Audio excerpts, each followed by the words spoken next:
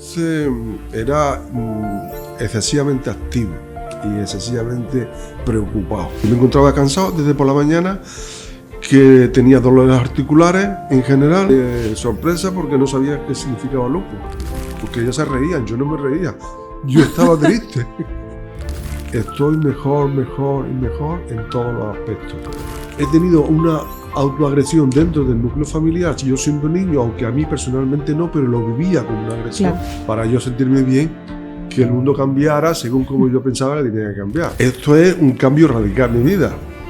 Eso significa que ya no voy a ser el mismo Miguel que hasta ahora he sido. Y conforme iba subiendo, me iba dando un cansancio que ahí me di cuenta de que yo no estaba bien, yo no podía seguir así. Es la acción, es lo que he venido a vivir al mundo. Entonces a partir de ahora voy a construir un nuevo Miguel diferente. En las relaciones sexuales, en la energía se quedaba abajo, no llegaba al cerebro. Hoy estamos aquí con Miguel, que nos ha estado contando una historia súper interesante de cómo se sanó el lupus. Miguel tiene... ¿Cuántos años tiene? 71. 71, mira, no iba mal encaminado, iba a decir 70.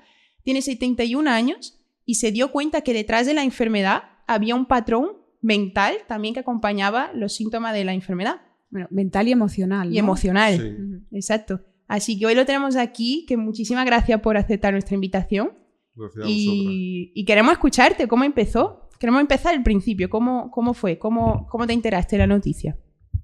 Bueno, los primeros síntomas fueron energéticos. Me di cuenta cuando habían pasado ya varios meses y una vez que ya tuve el diagnóstico de cómo fue el principio del desequilibrio que yo sentía. Y al principio lo que yo noté fue que en las relaciones sexuales la energía se quedaba abajo, no llegaba al cerebro. Y eso me sorprendió. Eso fue ya en el verano del 99. En el verano. O sea que ya han pasado 20 largos años, 23, ¿no? 20 y pico. Claro.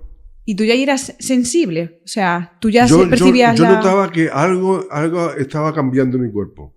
Porque era como si se hubiese cortado el fluido normal energético desde el coxis hacia el cerebro, hacia la parte más alta. Y ahí me sorprendió. Pero no le di importancia, sino dije, bueno, esto será pasajero. Pero después hubo más síntomas.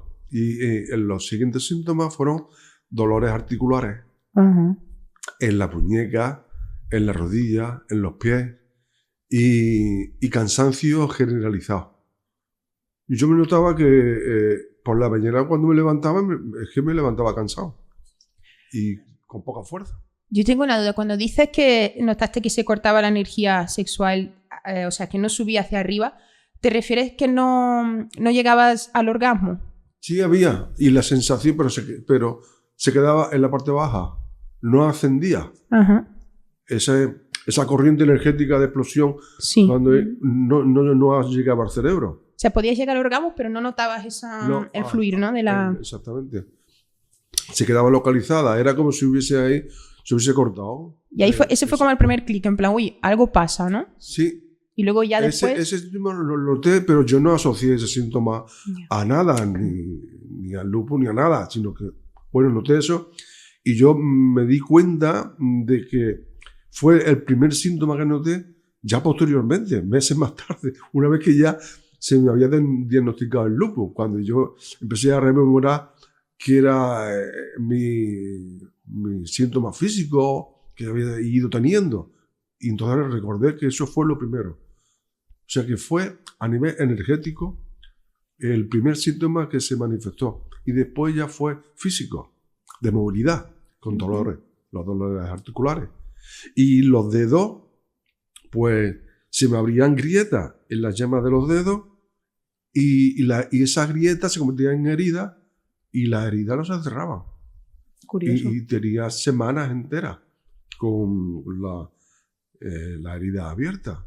Era algo anormal. Y de la nada, porque si dices que estabas, yo qué sé, trabajando con agua, humedad y el aire libre, pero nada. Mi trabajo era el de siempre, normal. Profesionalmente, yo me dedicaba al mantenimiento de redes eléctricas de alta tensión y baja tensión. Entonces, mi trabajo era el de siempre. Y después tenía otra actividad que era política, que no tenía ninguna relación con las manualidades ni con nada. O sea que no había nada que justificara el que tuviera grietas en las manos, y sobre todo lo que yo notaba es que no se cerraban, que no se curaban. Cuando una herida, como máximo en 10 días, el proceso se ha completado y ya se cura, pero no. Entonces llegué a un momento en que ya tenía que usar guantes porque me molestaba. Claro. Para cualquier actividad manual me molestaba la herida abierta. ¿Y qué contexto acompañaba esa situación? O sea, ¿qué contexto de vida tenías en ese momento de tu vida? ¿Quién era Miguel ahí entonces? Miguel. Miguel era un hombre muy activo, padre de familia, con 4 hijos, con muchas ganas de colaborar en la familia. Bueno, siendo lo mejor que yo podía pensar, que podía ser como padre y como esposo, y socialmente muy activo, por eso me involucré en la política. Y entonces pues llevaba las 2 actividades, la profesional en la empresa y la política también en el ayuntamiento. Entonces era excesivamente activo y excesivamente preocupado, ¿eh? Eran demasiadas horas con mi mente a 100 por hora, funcionando continuamente, buscando soluciones a problemas y creando problemas. Creando más. Autoproblemas. Claro, era un círculo que no se cerraba. Es que tenemos una habilidad los seres humanos de crear problemas, ¿eh? Es que es extraordinario. Tenemos una habilidad de ver, como queramos ver fastidio y queramos ver problemas, los vemos donde no los hay incluso. Y tenemos una habilidad innata para eso. Es increíble. Sí, me reconozco ahí también, a veces. Entonces, sí. ¿Cómo fue el proceso de diagnóstico? Es decir, tú empiezas a notar lo de las grietas en los dedos y acudes, ¿en qué momento acudes a que te hagan? Eso para mí no fue preocupante, porque no solamente me protegía con un guante y seguía funcionando. Entonces, pues eso no fue el motivo que me llevó a mí al médico de familia, que el motivo que era que yo me encontraba cansado desde por la mañana, que tenía dolores articulares en general, y yo me encontraba cada vez más incapacitado para mis actividades profesionales, y entonces pues eso me preocupó.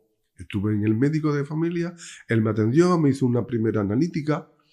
En esa analítica encontró algo que le hizo sospechar que él no podía atender lo que se estaba ofreciendo allí en mi cuerpo, y entonces me recomendó que fuese al médico, pero ya al hospital. Y en el hospital fue ya cuando ahí ya descubrieron algo, porque en la Navidad del 99 me di cuenta efectivamente de que yo no podía seguir así. Tuve que hacer unas maniobras en una línea de alta, me subí muy temprano, a las 8:30 de la mañana, en una columna de hierro, de metálica, hasta unos 8 metros de altura, y conforme iba subiendo, me iba notando un cansancio. Madre mía. Que ahí me di cuenta de que yo no estaba bien, yo no podía seguir así, porque además corría riesgo. Claro. Era peligroso, y yo no estaba en condiciones. Y ponerme a trabajar en altura, pues era peligroso. Tenías 40, ¿no? 48 años. 8. Yo nací en el 52. Ok. Y tenía 48 años. Cuando se produjeron todos estos síntomas. Y entonces fue cuando ya decidí ir a urgencia. Ya en aquella Navidad del 99. ¿Y cómo fue para Miguel enterarse? O sea, ¿qué supuso para ti? Te dicen, pues, esto es lupus, ¿y cómo fue para ti? Bueno, para mí primero fue de sorpresa, porque no sabía qué significaba lupus. No tenía ni idea de que esa enfermedad qué era ni qué significaba. Y cuando ya supe de lo que se trataba, una enfermedad autoinmune, una enfermedad que se presenta como crónica y que habitualmente es crónica, la gran mayoría de las personas lo viven de esa manera. Entonces para mí fue terrorífico. Yo en principio decía, no, esto no es posible, no. O sea, se presentó la negación como boom, el primer asorte, no puede ser. O sea, era, mi vida se para ahora Claro. mismo. Es que Y se paró en seco. una vez yo como enfermera, que me ha venido a la cabeza, me pinché con una aguja que tenía contagiada de hepatitis B. Y aquello para mí me supuso como, o sea, desidentificarme. Yo pensando, me puse en el peor momento, ¿no? Dije, bueno, pues ya está, lo he pillado, que al final no, que tuve que hacerme muchas pruebas y demás. Pero aquello para mí supuso el decir, ya no soy Mariana sin esta enfermedad y ahora seré Mariana con esta enfermedad, donde tendré que adaptarme y tendré que hacer un estilo de vida diferente. O sea, para mí fue el shock de imaginarme mi vida como había sido hasta aquel momento, soltar todo eso y decir, joder, es que ahora cambia completamente, o sea, ya no voy a ser la misma. Y eso para mí fue un shock tremendo y me imagino que para ti podría haber sido algo parecido, de decir, joder, ahora tengo una enfermedad crónica que me va a acompañar toda mi vida. O sea, supuestamente, ¿no? Por lo menos hasta aquel entonces era lo que... Sin spoilers, sí. Sí. Tal y como tú lo estás expresando, así fue como yo lo viví y lo experimenté. Digo, esto es un cambio radical en mi vida. Eso significa que ya no voy a ser el mismo Miguel que hasta ahora he sido. Ya tengo que ser otro diferente con esta enfermedad que se ha presentado. Y entonces, aunque en principio hubo esa negación, posteriormente vino la aceptación de la realidad, que era evidente y que era así. Y entonces sí acepté que estaba enfermo, que tenía esa enfermedad, acepté el diagnóstico, pero no acepté el pronóstico. Vale, Ya me decidí encanta. que no. Que aunque en general la historia de las enfermedades crónicas, como el lupus, muestra que eso ya se va a tener para toda la vida, que se manifiesta por brotes, dependiendo de muchos factores. Yo decidí que eso no iba a ser conmigo. Que para mí el lupus iba a representar un cambio en mi vida importante y que al mismo tiempo sería un proceso con un principio y un fin. Y Miguel, ¿tú has tenido siempre ese tipo de mentalidad, de percepción? ¿O cómo va? Porque ahora sí que diría que está un poco más de moda o más implantado en la sociedad que cualquier enfermedad o cualquier situación así, tesitura complicada, viene a mostrarte algo. Pero antes, o sea, yo recuerdo ser pequeña y pasar cosas muy chungas en mi entorno o en mi vida. Era lo que había, ¿no? Y era lo que había y ya está, o sea, soluciones, ¿no? Era apechugar. Entonces, en tu caso veo que no, que tú ya tenías una perspectiva de esto se puede solucionar. Y mira que te habían dicho que era para toda la vida. Entonces, cuéntame, ¿venía de serie? Sí. También ocurrió que ya por aquellos entonces yo tenía ya una experiencia de vida relacionada con la salud. En mi familia, mis padres, pues había muchos problemas de salud. Mi padre sobre todo había tenido muchos problemas de salud. Yo había descubierto, observando, que mi padre cuando tenía más problemas con mi madre y había más dificultades y había más desavenencia y había más problemas, pues un tiempo más tarde iba al médico. No sé cómo ni por qué, pero yo asocié que esa dificultad en las relaciones de pareja producía las visitas al médico y mi padre se ponía mal. Eso me llevó también a investigar muchas cosas, a leer y a ver que había existido personas que habían tenido, por ejemplo, remisiones espontáneas de enfermedades, otros que no habían tenido esas remisiones espontáneas, pero sí habían tenido un proceso en el que una enfermedad crónica había tenido un desarrollo hasta un final y se había terminado. ¿Y dónde accedías tú a esa información hace más de 20 años? Bueno, yo leía revistas, leía libros. La información Vamos, llega, sí. ¿eh? Es que Cuando... justo iba a decir eso, llegaba Por a ti porque ejemplo, es que si mira, no... Increíble. Brian Weiss, ¿lo conocéis? Sí. Sí. Bueno, pues a él lo leí yo hace ya muchos años. Desde el principio, de que empezó a escribir los primeros libros, ya él fue para mí una fuente de información muy importante. Porque ahí, cuando yo leía que él a través de la hipnosis había conseguido llegar a, creo que era Catherine, me parece que era la paciente que tenía, y llegaba a conectar con una experiencia de vida muy dramática que estaban asociadas a, incluso en su actualidad, a síntomas actuales. Estaban conectados. Estaban totalmente conectados. Pues eso me abrió a mí la mente a pensar que hay mucho más de lo que yo había recibido en la escuela, en la familia, que la información normal que yo había recibido era muy escasa, que había mucha más información y que esa información era muchísimo más grande todavía de lo que yo había recibido. Y entonces, pues, a través de libros como este y otros más, pues fui descubriendo que era posible el sanarse. Claro, tú te has sanado de lupus. Tú Cero síntomas. No tienes síntomas ya. Desde hace muchos años Sí, no tienes síntomas. yo estoy asintomático desde el 2004. Desde 2004, hace Vaya. casi 20 años, va a hacer ahora. Sí. ¿Y de qué se tuvo que dar cuenta Miguel para que los síntomas no apareciesen más en su vida? ¿Cuál es la diferencia? Porque antes sí estaba y ahora no. ¿Hiciste algún clic? Sí. ¿Qué surgió? ¿Cómo surgió? ¿O cómo crees que surgió? Bueno, pues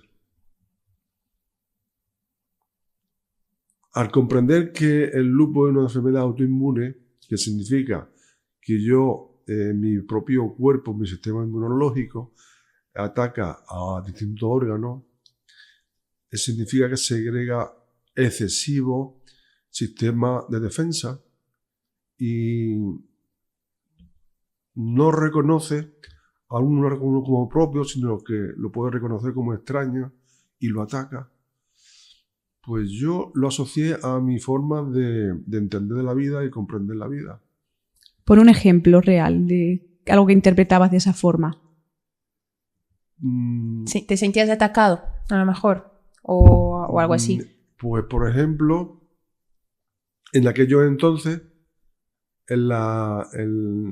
yo vivía en un entorno laboral y político.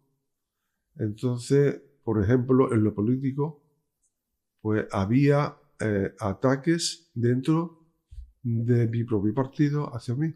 Irónico. Entonces, eso a mí me alteraba muchísimo. Y decía, ¿cómo es posible que en los ataques, en lugar de venir fuera de otros partidos o de otra gente, que sean de mi propio partido? O sea, como si tu cuerpo es como una simulación. Tu cuerpo Sí. es tu partido político y dentro de tu partido político hay órganos que son personas que te atacan a ti. Exactamente. O sea, como una extrapolación. Sí, de cosas que sucedían. Así. Eso fue una parte de lo que yo comprendí. Después, recordando mi historia personal en la niñez, en estas experiencias que he contado de mi padre, pues yo siendo niño y dentro de ese entorno de conflictos entre mis padres, ahí había agresiones verbales. Claro. Aunque no física, en ningún momento lo vi, pero sí verbal. Entonces esa agresión está dentro del núcleo familiar. Eso también lo asocié a cómo el lupus se manifiesta como una autoagresión. Ujú. Y yo asocié he tenido una autoagresión dentro del núcleo familiar, yo siendo niño, aunque a mí personalmente no, pero lo vivía como una agresión cuando ellos se enfrentaban. Por lo tanto, en mi cuerpo se está manifestando ahora esto. Y ahora, ¿por qué se manifiesta esto y no antes? Porque ahora estoy también viviendo en un contexto, en un entorno donde hay también me sentía como agredido dentro de lo político y dentro de lo profesional, en el grupo profesional. ¿Y cómo surge la sanación del lupus? ¿Dejaste de sentirte agredido? ¿Saliste de esos contextos? ¿Solucionaste esas autoagresiones cercanas? ¿Qué ocurrió? ¿Cómo fue? No el spoiler. Secreto. Sí, pues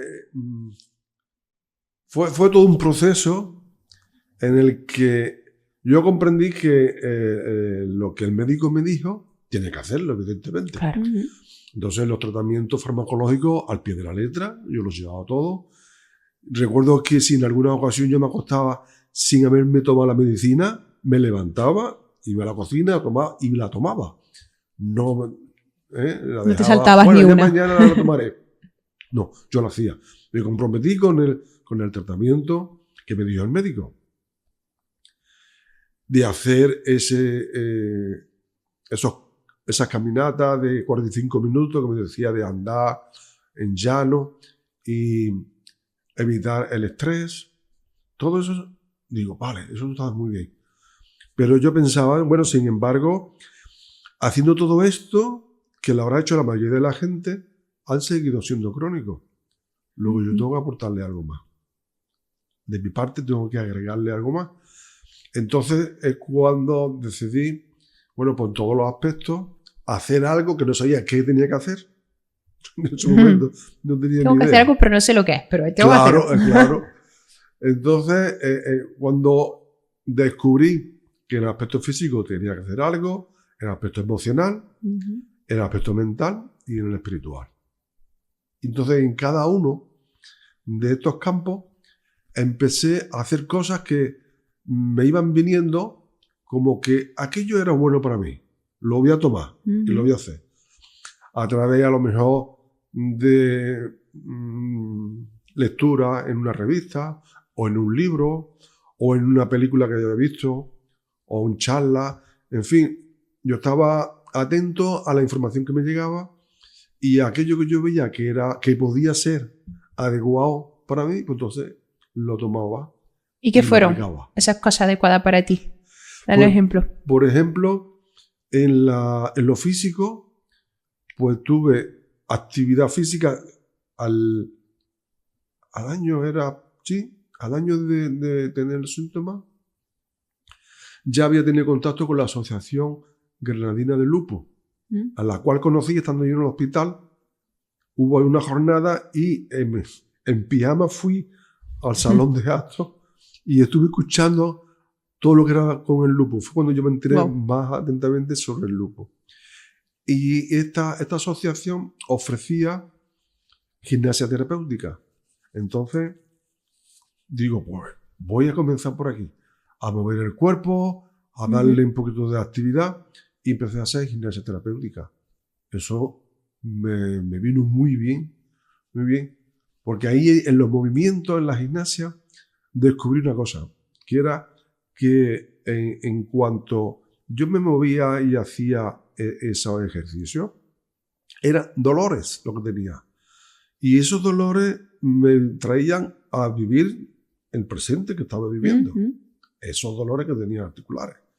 Y esa imposibilidad de abrocharme y desabrocharme la ropa, porque tenía guantes, aún tenía grietas en los dedos, ya después de un año. Estuve 18 meses con guantes puestos. Y todo aquello me hacía vivir el presente tal y como estaba.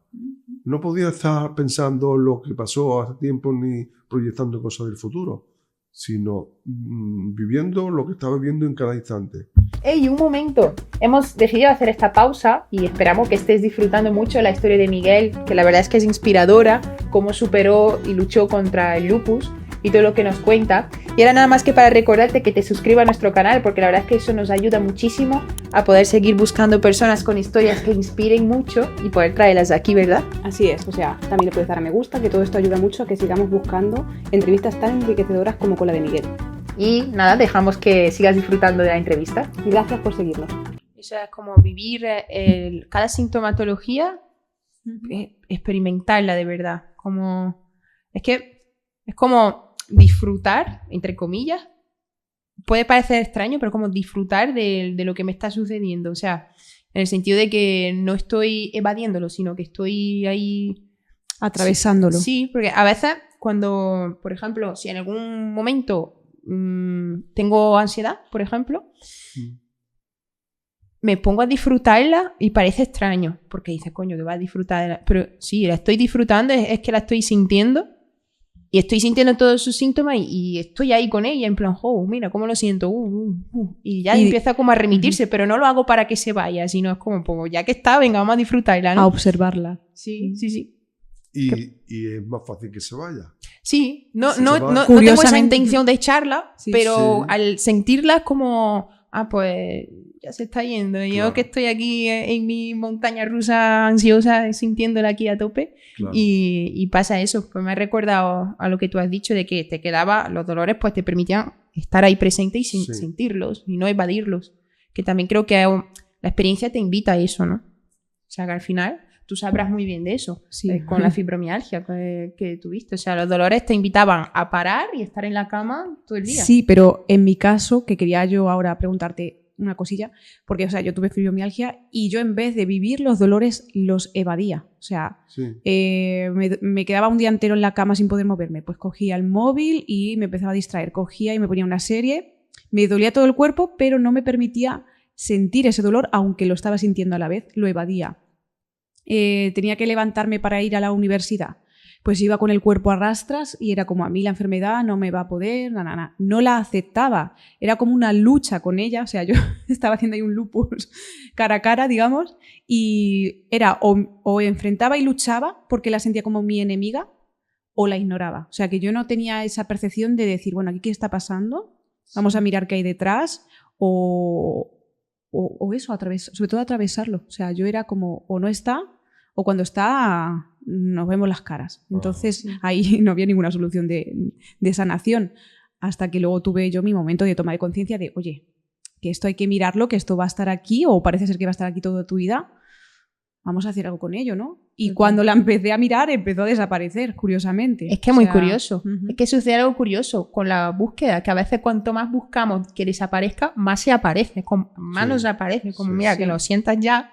Y la ansiedad es que es algo muy normalizado hoy en día, que mucha gente la siente, y entras en ese bucle de tengo ansiedad, pero no quiero que esté. No quiero que esté, no quiero sentirla, con lo cual no estoy presente y no quiero echarla. No quiero echarla, aparece más ansiedad. Entonces estás como en un círculo que es como, pues disfruta, porque ya que está, vas a tener que sentirla, pues disfrútala. Y parece raro, porque no es algo como que podamos entenderlo mentalmente, el hecho de disfrutar de algo así. O sea, disfrutar de la ansiedad, ¿cómo lo voy a disfrutar? Pero disfrutar es justamente eso, es sentirlo y verlo. Y ya está, porque es que está ahí, ahí por algo. Yo quería añadir algo a lo que estaba diciendo, ¿no? Estaba diciendo que te disfrutaba tocar, o sea, abrocharte los botones, ¿no? Haciendo esa gimnasia terapéutica. Claro, ahí creo que lo harías con más personas que estaban pasando por lo mismo, ¿puede ser? Sí. Vale. Sí. ¿Tú veías ahí en ellos algo distinto a ti o no sé si me explico? Una actitud. No, vi que, sí, distinto a mí, por supuesto, porque ellas se reían, yo no me reía. Yo estaba triste, yo estaba apagado y me sentía fatal. Y eso fue una de las cosas que me llamó la atención y algo que me produjo también pensar que se puede vivir con una enfermedad y aún así cabe la alegría en momentos determinados, porque lo estaba viviendo con ella y lo experimentaba con ella. Era el único hombre que estaba allí. Además, el lupus es una enfermedad que se presenta principalmente en mujeres y que de cada 10, 9 son mujeres y 1 es hombre. Entonces, Yo, a pesar de Joder, estar es significativo. en un momento donde solamente en ese grupo son mujeres, excepto yo, pues incluso la fisio era una mujer, me sentía arropado, me sentía comprendido, respetaba mi intimidad, pero al mismo tiempo tenía interés en mostrarme que había posibilidades de vivir bien, vivir feliz, aunque tuviera la enfermedad. Ellas eran el ejemplo claro, porque ellas iban igual que yo. Pues sé que eso contribuyese a la aceptación también de la enfermedad, en tu caso, como aceptar, pues oye, que no todo es tan jodido como parece o como tú te lo creabas en ese momento. Como está esto, pero también está la posibilidad de vivir con esto. Sí. Y ya está, como ellas. Y además es que reírse, la risa que tiene un efecto increíble. Que como estemos aquí peleándonos e insultándonos, pero como uno se ría, se acaba la tensión. Sí. Es súper curioso el tema de la risa. Y causa un efecto en uno mismo como de quitar esa seriedad y que es impresionante. Y como tú has dicho, no, pues ellos estaban ahí riéndose. O sea, puede ser que eso contribuyese en ti a aceptar la enfermedad y verlas así. Ellas, para mí, fueron un apoyo extraordinario. Yo sé que el estar en la asociación y el compartir con ella esa actividad, la gimnasia y otras actividades dentro de la asociación, para mí fue muy sanador, fue magnífico. Y eso pues me hizo que yo pues, me involucrara más todavía en la asociación. Estuve primero como secretario y después más tarde como presidente, y estuve muchos años como presidente de la Asociación de Lupus aquí en Granada. Qué guay. Sí. A mí se me viene una pregunta, porque, o sea, me pongo en el papel, aparte no solo del mío, sino de muchas personas que a lo mejor están pasando por algún tipo de enfermedad o algo similar, que hay muchas veces, y me lo he encontrado también como terapeuta cuando tengo a personas, que tienen mucho miedo a cambiar, porque eso significa perder parte de tu identificación. Hay gente que se identifica incluso enfermo o con la enfermedad, o que si cambia algo puede ser que su familia esté distinto, ¿no? Imagínate que tú tienes el riesgo de Miguel cambia, ahora tiene que tener otro tipo de hábitos, otro tipo de mentalidad, y eso quiere decir que va a estar más lejos de su familia, pasa menos tiempo, lo que sea, no lo sé. Y no quieres coger esa baza porque prefieres pasar más tiempo con tu familia, me estoy inventando el ejemplo, antes que sanarte, ¿no? Sí. Entonces, ¿tú tuviste algún tipo de miedo o sensación de no querer cambiarte en algo porque te identificabas con algo o no? No. Yo me di cuenta desde el principio que el cambio tenía que producirse dentro de mí, que no podía yo cambiar el mundo, yo no podía cambiar el contexto laboral ni político. Eso era imposible. No podía, para yo sentirme bien, que el mundo cambiara según como yo pensaba que tenía que cambiar. Claro. Entonces era responsabilidad mía hacer otra percepción diferente con respecto a mí y con respecto a los demás. Y eso fue lo que me llevó a continuar con todo ese proceso. El proceso de físico, el emocional, el mental, el espiritual. Asumí que era yo el responsable, no culpable, responsable de lo que estaba viviendo. Y a ser responsable yo tenía la respuesta para dar ante lo que estaba viviendo. La respuesta eras tú mismo. Claro. Qué curioso. ¿Y tuviste alguna confrontación? Imagínate, antes eras muy condescendiente con tu mujer y empezaste a darte cuenta que tenías que ser menos condescendiente. Es un ejemplo que no lo sé si sería así. Y tu mujer de pronto ve que de pronto cosas que antes permitías ahora no. ¿Pudo haber algún choque con algo o con alguien que por tu cambio desaparecieran de tu vida o cambiase la relación o algo? No sé si me explico. Fue al contrario. Fue Mejoró. Al contrario, porque al yo producir el cambio y darme cuenta de que mis compañeros de trabajo no eran mis enemigos, que los compañeros políticos no eran mis enemigos, que mi entorno familiar tampoco eran mis enemigos, sino que eran mis aliados, y asumirlo, integrarlo, comencé a darme cuenta de que ellos se mostraban más favorablemente hacia mí. Curioso. Es súper curioso. Eso me gusta mucho porque en las relaciones de pareja pasa mucho. Sí. Es como se nos olvida a veces que nuestra pareja está en nuestro equipo y empezamos a tirar balones. O sea, yo veo, por ejemplo, en parejas que tienen que hacer las tareas de la casa más criar al niño. Y dice, no, es que como tú anoche no le cambiaste el pañal antes de dormir, pues así amaneció esta mañana. Y es como, cambia el chip, es tu compañero de equipo, no a ver quién tiene la culpa de que el niño tenga irritación en el culo, ¿no? O sea... Nosotras dos somos pareja, que no Sí. te lo habíamos dicho, pero No. somos pareja. Y nosotras dos pasamos también una época de parecía que éramos rivales. Sí. Entonces tuvimos que también darnos cuenta de eso, de decir, Claro. no, que vamos en el mismo equipo. O sea, que era absurdo. Es que la palabra es que es absurdo seguir así, Claro. no tiene sentido, porque es ir en contra de mí misma. A No través estoy a del gusto otro. en este contexto. Te estoy usando a ti para echar toda mi mierda que no me apetece verla. Ujú. Y era como no tenía sentido. Y a raíz de ahí también, pues, vernos en el mismo equipo, eso cambió muchísimo. Y Y mira, vemos que también sana de enfermedades. ya En este sabemos que caso. también... Totalmente. Pero que es súper curioso, porque es una cosa muy sutil, la que tú has dicho, pero que marca una diferencia muy grande. Sí, El sí, observar sí. con esos ojos la vida, viéndote a ti En en cambio, todo.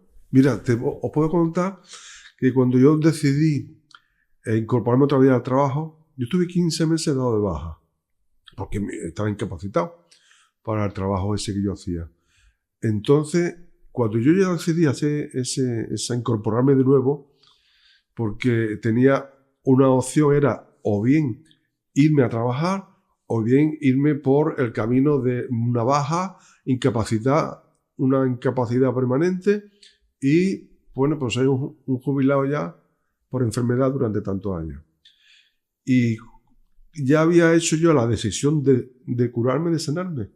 Entonces opté por irme a trabajar y pensé, pase lo que pase, me voy a trabajar y voy a hacer el mismo de antes y con las mismas capacidades y voy a trabajar como antes. Bien, pues cuando me incorporé a trabajar, la actitud de mis compañeros era muy diferente.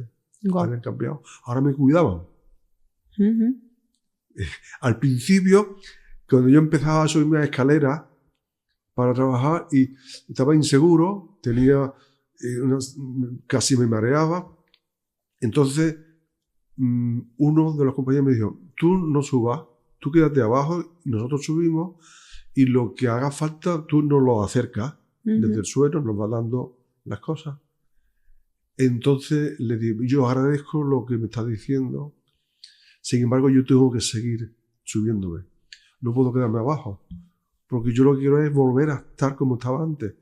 Entonces, aunque me sienta inestable, inseguro, voy a seguir subiéndome a la escalera. Y esa actitud de los compañeros para mí fue sanadora, Ujú. porque me di cuenta efectivamente de que lo que yo ya había pensado que eran mis aliados, aquí se estaba mostrando. Buah, qué escalofrío. Como eso. ¿Sí? Mm. Y fue extraordinario. Fue extraordinario. Es que es increíble. Es como, ¿realmente el mundo es así? ¿O hay un factor que depende de ti para ver el mundo así? Sí. ¿Sabes? Es como, ¿realmente es así o lo creas tú o lo ves así? Porque es que es verdad, yo también he tenido mucha experiencia como las que tú dices, de cambiar, de hacer un clic mental acompañado de luego una actitud en el ámbito laboral y que cambiase muchísimo y girase muchísimo las tornas desde ese momento.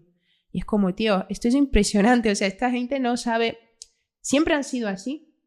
¿O es que yo lo estaba creando esa situación? Y es que es impresionante. Porque al final es como verte a ti a través de cualquier cosa que ocurra. Porque yo creo que una función nuestra aquí como ser humano es observarnos. O sea, que creo que no es otra cosa que vernos y observarnos que nos ocurre en distintas situaciones. Yo es que con lo que estáis hablando me doy cuenta de lo que decís, que no habéis tenido miedo ninguno de los dos a mostraros, digamos, vulnerables o honestos con lo que ocurría. O sea, tú, por ejemplo, Miguel, no has tenido ningún problema en decirle a tu compañero, mira, aunque esté como esté, quiero seguir subiendo para el día de mañana tal. A lo mejor otra persona, uno de vosotros tendría ese orgullo de querer mostrarse fuerte y decir, no, yo subo, pero sin contextualizar a la persona. Entonces el otro dirá, qué borrico, qué borrica, ¿no? Pero le estabas hablando desde tu mapa, sin miedo a que conociera tu mapa, y yo creo que eso también hay mucha gente que tiene mucho miedo a mostrarse vulnerable o con lo que está ocurriendo en ese momento dentro de sí mismo. Y creo que eso también cambia mucho ese escenario del que estáis hablando. Claro, pero al final es eso. Si yo siento que me atacan mis propios compañeros, ¿cómo me voy a mostrar vulnerable? Es como, mira, aquí tengo aquí tengo una herida, si quieres mete el dedo, ¿no? Entonces, cambiar ese mapa al final, yo me imagino el cambio que, no sé, creo que no es tanto de actitud, aunque también, porque la actitud también cambia, pero es que esas cosas se notan. Es que va más allá. Va más allá. O sea, si alguien viene de malas conmigo, no hace falta que diga nada, ni siquiera que haga nada. Es que yo ¿no? O sea, puedo notarlo. Y eso también es una cosa brutal. Hablábamos el otro día con unos amigos que nos decían, sí, yo es que antes, con unos amigos que fuimos a cenar, y decía, antes yo entraba a las habitaciones, una chica encantadora, que es que tú la conoces y dices, pero ¿a quién le vas a caer mal con lo bonita que eres, no? Dice, yo entraba a las habitaciones y sentía que allí la gente no quería que estuviera. Ajá.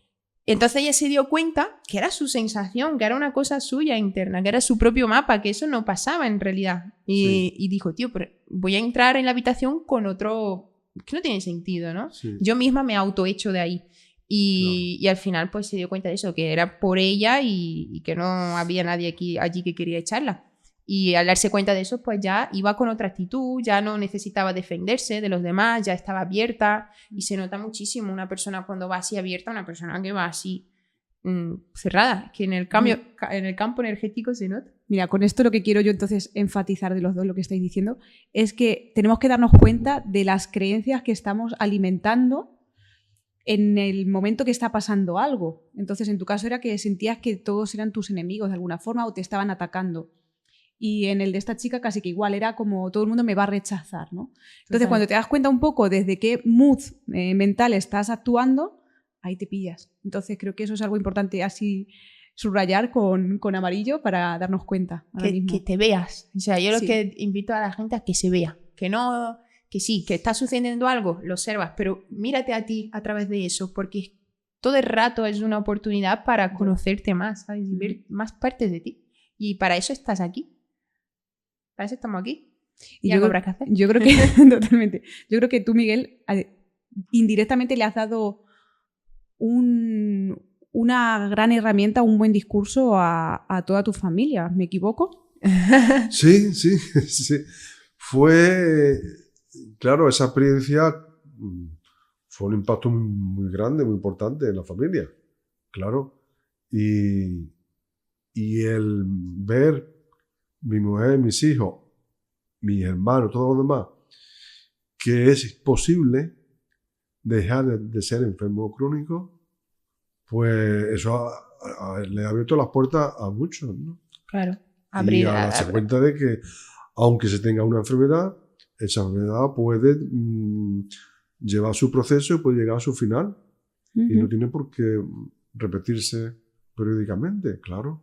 Abriste una posibilidad ahí. Sí. Como el que ve algo nuevo, pues ya sé que este color existe. Exactamente. Eso.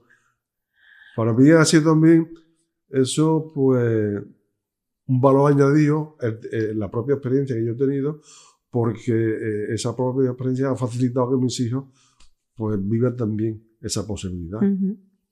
Y que en la vida está llena de posibilidades. Totalmente. Que en realidad es así.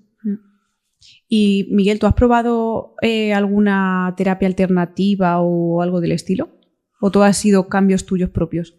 Bueno, cambios mentales y actitudes y ejercicios y demás. Por ejemplo, me acuerdo que cuando tuve el lupus, fue diagnosticado, llevaba 10 años con un libro que me regaló una hermana y sin leerlo. Y estaba allí puesta la esperándote. Esperando. Sí. Y tomé el libro, digo, voy a leerlo. Se llama Usted puede sanar su vida. Digo, uy, yo puedo sanar mi vida. Claro, hace 10 años no había nada que sanar, ¿no? Entonces. Sí, bueno, pues comencé a leer el libro y ahí comprendí muchas cosas de las que ya intuía antes en la relación entre lo que yo pienso del mundo, lo que yo pienso de mí mismo y lo que estoy sintiendo y lo que estoy viviendo físicamente. Esa relación. Y entonces comencé a hacer prácticas. Por ejemplo, yo recordaba que la primera práctica que hice fue la de mirada al espejo, en la que yo me miraba a mí mismo al espejo, me miraba a los ojos y empezaba a decirme bondades. Y empezaba a decirme cualidades que yo sabía que las tenía y otras que no sabía que las tenía, pero me las decía. Aún así me las decía. Entonces, eso era una de las prácticas que recomendaba este libro, ¿no? Y llega un momento en que al mirarme a los ojos y emocionarme diciendo eso sobre mí mismo, era cuando yo dejaba de hacer la práctica. Y eso lo hacía todos los días. Lo hacía igual que me tomaba la medicina, pues también hacía esa práctica. Y eso me producía un bienestar extraordinario. Me daba cuenta. Luego empezaba a disminuir la autocrítica y comenzaba a aparecer otra sensación de mí mismo con respecto a mí mismo. Y entonces, en la medida en que yo iba incorporando y me iba autovalorando más, también percibía afuera y también iba valorando más a los demás. Y eso me hizo un proceso de cambio muy importante en el aspecto mental. También la relajación, hacía ejercicio de relajación, hacía ejercicios de visualización. Todo eso son cosas que yo lo había leído, lo había visto en otros sitios y la iba incorporando y pensaba, esto puede ser bueno para mí. ¿La visualización era visualizando tu cuerpo sano, tu vida estando sano, o cómo era ese tipo? Sí, visualizando cómo yo me iba sanando, cómo iba desapareciendo los síntomas, cómo me iba sintiendo mejor y cada vez más fuerte. Ahora recuerdo una de las prácticas que hacía también era nadar y hacía natación terapéutica. Entonces, cuando iba nadando, pues me iba diciendo a mí mismo, nadando continuamente, estoy mejor, mejor y mejor en todos los aspectos. Estoy mejor, mejor y mejor en todos los aspectos. Y eso era como un mantra que me lo iba diciendo y lo acompañaba de la acción. Y naturalmente cuando salía de la natación me encontraba mejor, me encontraba mucho mejor. Aquí puedo hacer yo un apunte porque me doy cuenta, o sea, tú ahí te estabas reprogramando, podríamos poner como palabra, ¿no? Sí. Pero es que también no nos damos cuenta de que nos estamos programando a nivel negativo, como tú has dicho antes, ¿no? La autocrítica. Por ejemplo, estás dando una clase y te empiezas a tartamudear. ¡Oh, qué gilipollas soy! ¿Por qué me tartamudeo aquí en mitad de la clase? Ahí ya estás haciendo la otra parte contraria a estoy mejorando, estoy sanando, pero lo estás haciendo en detrimento y no nos damos cuenta que estamos ahí ya abocándonos a algo. Entonces, estás haciendo el mismo ejercicio, solo que constructivamente hacia ti. Sí. Y no nos damos cuenta. En realidad, eso fue todo mi proceso de sanación, fue ese. Darte cuenta de cómo te hablaba. No me di cuenta de que yo me estaba destruyendo a mí mismo a través del lupo y de cómo de esa destrucción era destruir a la identidad de Miguel histórico hasta esa fecha. Y entonces a partir de ahora tenía que construir un nuevo Miguel diferente. Y ese nuevo Miguel pues tenía otros valores. Que siempre lo había tenido, pero no lo había encontrado. Estaban tapados. Estaban tapaditos. Entonces fue, para mí, darme cuenta de que para uno sanarse de una enfermedad, tiene que dejar de ser la persona que ha sido hasta que la enfermedad ha aparecido. Y eso duele mucho. Joder. Hay que convertirse en otra persona diferente. Y ese es el precio a pagar. Ser otra persona distinta. Y como tú has dicho, puede presentarse el miedo de que me aceptarán siendo otro distinto a como he sido hasta ahora, me rechazarán. Esa duda puede paralizar la necesidad del cambio. Puede paralizar. ¿Qué consejo le das a esas personas que están en esa tesitura? Pues, ante la duda, actuar. No cabe estar parado. No cabe. Si yo actúo, me puedo equivocar. Pero siempre voy a tener la experiencia, y la experiencia es enriquecedora. Porque me aporta un conocimiento y me aporta un estado de evolución, que es lo que yo he venido a hacer a este mundo. Yo no he venido a este mundo a estar sentado viendo la televisión hora y hora. Un ser pasivo. Yo no he venido a eso. He venido a experimentar la vida. En algunos momentos la experiencia me lleva a estar sentado viendo una película Por o supuesto. escuchando un programa y tal, pues muy bien. Pero es la acción, es lo que he venido yo a vivir al mundo, no a estar como espectador pasivo y en actitud de superviviente. No. Porque entonces me presento como víctima de todo el entorno, de todo lo que hay, y como víctima no tengo poder para hacer nada, sino que tengo que vivir lo que voy recibiendo de fuera. No puedo cambiar nada. Y yo no he venido a eso. Y nadie ha venido a eso. Así es. Sí. Nada es casualidad. Nadie Nada. ha venido a eso.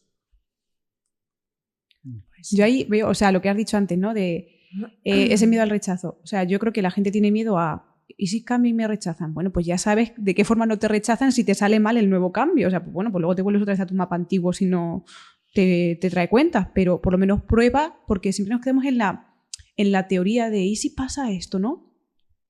Y muchas veces nuestra propia mente es la que nos detiene y la que nos congela en avanzar. Por ejemplo, imagínate que quiero dar yo una charla delante de muchas personas, pero me empiezo a imaginar que me hacen una pregunta que no voy a saber responder. Entonces digo, uff, no. Entonces ya ni me permito a mí misma ponerme en esa tesitura por tal consecuencia que mi cabeza se ha inventado. Entonces mi cabeza ya gobierna sobre mí ante una posibilidad de entre muchas otras. Entonces yo creo que probar y luego, pues cuando suceda vas viendo, ¿no? Pero quedarte en la teoría mental de lo que puede pasar te está estancando y te está haciendo, yo creo que hasta enfermar más o sufrir más. Vamos a dejarlo en sufrir más, porque puede ser muchas cosas. Pues sí, yo creo que aporto ahí a eso, que es como el hecho de identificarte con eso que te ocurre. O sea, no eres esa tartamudeo cuando estás hablando. Puedes estar con eso, sin más, y estar, para mí, observarlo es simplemente permitir que eso esté. Y no identificarte con eso. Tú no te identificaste, por ejemplo, con la enfermedad, sabías que estaba, pero que no eras tú, estaba presente, tú eres... Con el pronóstico. Claro, estaba presente en ti, pero que, bueno, que había más, que tú no eras eso, ¿no? Y creo que eso también es un factor de cambio que ayuda muchísimo. Desidentificarte de eso, desidentificarte de esa experiencia que te ocurre. Bueno, pues mira, si tartamudeo, si pasa lo que sea, pues ya está, ¿sabes? Que no... Sí. Y creo que eso también libera mucho, estar en ese estado de desidentificación, que creo que es posible solo cuando te permites observarlo. Porque si no, lo vives como si fueras tú realmente, ¿no? Y eso estanca. Y creo que para aportar más a lo que tú has dicho, verlo y no identificarte con eso. Sí. Porque es que somos mucho más que eso, tío. No somos solo las cosas que nos pasan. Ni somos las cosas que nos decimos que somos. No somos nada de eso. Podemos ser sí. múltiples. Tal cual. No una personalidad, pueden ser muchas personalidades. Podemos ser lo que queramos ser en cada momento. Porque dependiendo de la actitud que yo muestro ante la vida, así soy. Tal cual. De hecho, puedo justo... ser triste, sí. puedo ser alegre, puedo ser miedoso, puedo ser débil o puedo ser poderoso. Claro. Tenemos ese poder de transformar. Y solemos identificarnos con los momentos en los que fuimos más miedosos que cuando fuimos valientes. Como, Claro. bueno, ahí es que la cagué, qué mal, no Sí. sé qué. Y te sueles quedar más con eso. Como, ¿por qué? De hecho, ayer tuve una sesión de hipnosis y la chica todavía sigue identificándose de cuando en el colegio le decían gordita ampollona. Y ella ya no es, o sea, ni está estudiando ni tiene ese mismo cuerpo, pero sigue identificándose porque no ha hecho, ¿no? Más o menos lo que estamos hablando, no se ha dado cuenta de que, oye, que Claro, su conciencia se quedó estancada con Eso aquellas es. palabras y es como, ya está, soy esto. Sí. Y es como, No ha quitado no, esa o etiqueta. sea, no eres eso. ¿sabes? Ajá. Y creo Sí, que esto en también realidad es brutal. eso son cosas que se quedan grabadas, Ujú. como si nosotros tuviéramos un disco duro, se queda grabado, y aunque tengamos 70, 80 años, 100 años, sigue grabado. Si no ha habido un proceso de borrado Claro. y dejar ese espacio para llenarlo con otra cosa diferente. Ujú. Borradio Sí. y hoja y blanco. Sí. Yo ahí pongo siempre el ejemplo en hipnosis para hacer ese cambio de, imagínate el Real Madrid cuando perdió la Liga del 2007. No tengo ni idea de cuándo perdió una Liga.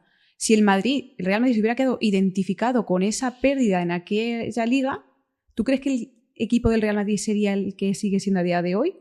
No, utiliza eso como para decir, vale, ¿qué me ha funcionado? ¿Qué no? ¿Qué puedo cambiar? ¿Y qué no sirve? Y sigo, ¿no? Claro. Pues igual, ¿qué me sirvió de esa niña gordita empollona? Esto, lo otro. ¿Sigo siendo ella o no? O sea, es cambiarlo también. O como tú has dicho, borrado también, porque es que ¿de qué me sirve eso ya? No me aporta, pues ¿para qué lo quiero, no? Claro. Es darnos cuenta de que no me está aportando, me está jodiendo.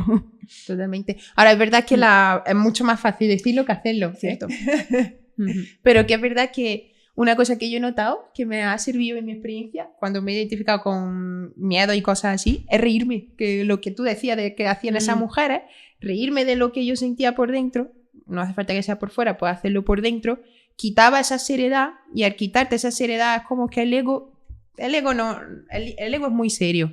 El ego no tiene sentido de humor. Entonces, cuando te ríes de las cosas que observas, que te vas diciendo, como que se relaja la situación. Y ya no te domina tanto. Ya no te domina tanto, claro, porque ya no te las crees como, no tiene sentido, Sí. gordita empollona, ¿no? Es tú como, decías, sí. no. O como nuestra amiga, ¿no? Que lo pasó muy mal porque le dejó el novio hace X tiempo y ahora está creando un monólogo de todo lo que vivió Ajá. a través de esa ruptura, ¿no? Entonces ahí ya cambia, ahí ya puedes hablar de ello de una forma con humor, ¿no? Y el proceso de Que ahí tú, sanación por de ejemplo, ahí- no te reías. Ellas se reían ya, pero tú todavía no. Entonces ahí se ve también Claro. una señal.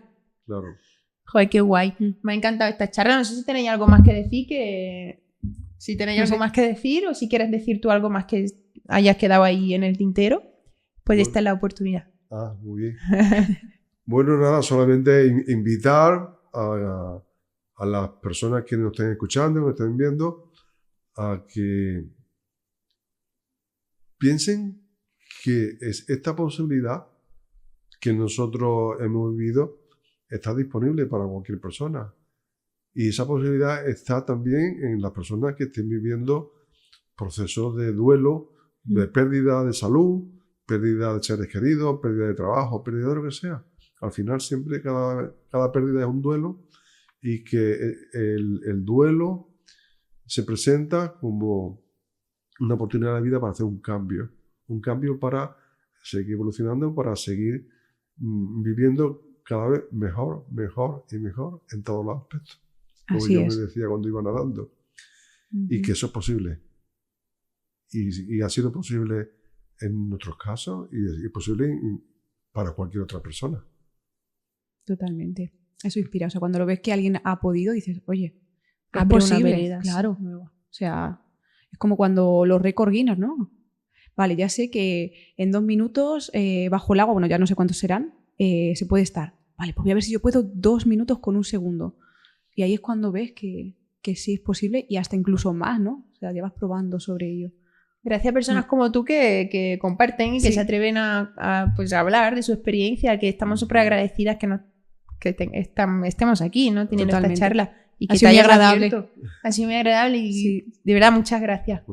Gracias a vosotras por ofrecerme esta oportunidad de dar a conocer esa posibilidad que existe libremente para cualquier persona y vosotras que estáis dispuestas a seguir haciendo esto. Así que esto es mérito vuestro que lo estáis haciendo. Así que gracias. Bueno, ha sido mutuo entonces. Ha sido Muchas mutuo. gracias. Gracias a todos. El proceso de deterioro aún se iba aumentando a nivel tal en que ya no podía andar solo, necesitaba ir en silla de ruedas. Otra de las cosas que yo descubrí es vivir sin miedo. Cuando uno tiene un daño, busca soluciones si realmente se quiere salir. Pero lo que yo no quiero es vivir con la duda y con el miedo, con lo cual tengo que apostar. Entonces yo me preocupé en el tema de las causas. Ser más sencillo y más humilde con las cosas, no codiciar. Y evidentemente sí que existe una medicina diferente a lo que nos han enseñado hasta ahora. A ver, yo no oculto que incluso en momentos determinados tuve pensamientos suicidas. Yo pienso que todo el mundo debe ser el motor de su propio cambio. Si no eres el motor de tu cambio, tú no te implicas en ello, pues vas a perecer.